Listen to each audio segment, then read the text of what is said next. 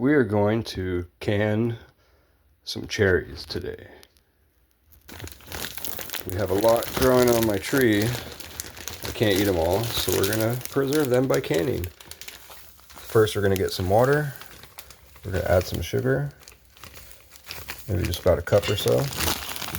You make a light syrup. You don't have to add sugar if you don't want to. You can use juice or just regular water. So we're going to use the pressure canner, except we're not going to pressure can them. We're going to do something similar to a water bath, except we're not doing the water bath. We're going to do steam canning. You don't need to pressure cook cherries because they're acidic. So nothing acidic needs to get pressure cooked or pressure canned. And we're going to start by boiling our, our jars and lids to sanitize them. You also want the jars hot before you put them into the water, because this is going to be hot.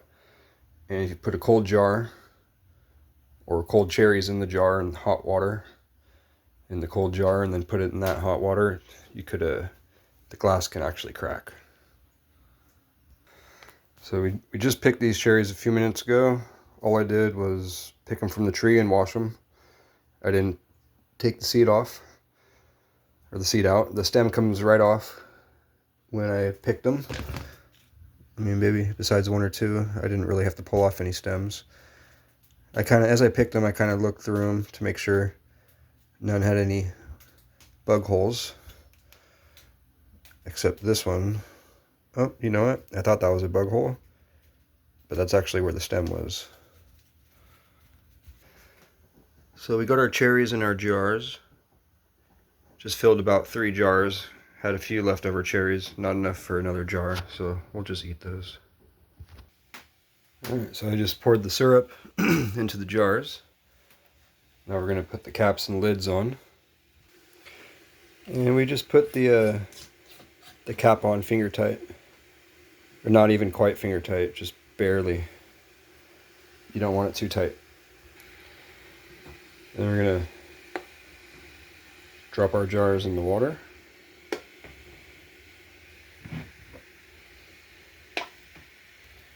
We're going to let that start to steam.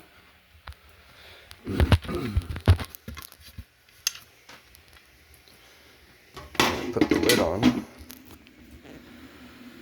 Let's see here.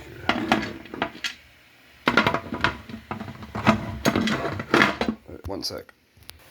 Alright, you got the lid on. This is the weight that's used for pressure canning, but we're not going to pressure can it. We're going to do steam canning. So we're going to wait till the steam starts to come out of the hole. Then we're going to let that process happen for about 10 minutes, and that's when we'll start our timer. We're between 0 and 1,000 feet in elevation, so we're going to let it steam for 25 minutes.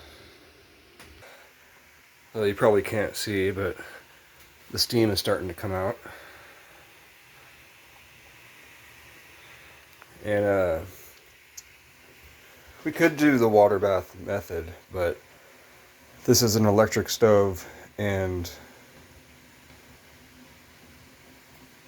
when I do the water bath method, you don't have the lid on, and for pressure canning, you're covering the jar in water. So by pressure steaming it, I'm using a lot less water, and it can actually come to a boil. I only have about 2 inches of water in there. So this stove, I'm unable to actually pressure can with this pressure canner due to the fact that the electric stove doesn't get hot enough. But with pressure steaming, I don't have to have it all the way on high, and I don't have to have the water all the way covering the jar, and I can have the lid on without it having under pressure. So I'm able to save a lot of time, don't have to have it as hot, and I'm not using as much water. And there we go. Good old steam can cherries.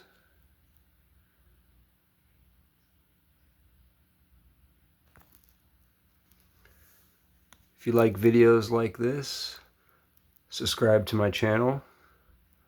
I would appreciate it. And have a good day.